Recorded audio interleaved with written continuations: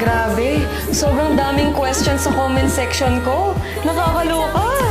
Talagang interesado kayong kumita, ha? O ikaw? Oo, ikaw. Naku, ano pang hinihintay mo? I-download mo na ang Sitaw app or i-visit ang sitaw.com at mag-register ka na.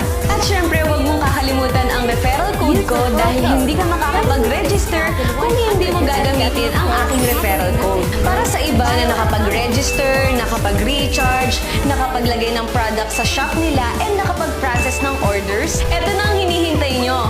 Tuturuan ko kayo kung paano mag-withdraw. At dahil na-ship na and na-receive na ni buyer ang mga products niya, at dahil na-fulfill na ang mga orders, kaya lumipat na ang pera from freezing money to my wallet. Ang lowest withdrawal natin is 500 pesos. At dahil eto na ang laman ng wallet ko, mag-withdraw naman tayo ng 10,000 pesos. Go to account and then scroll down.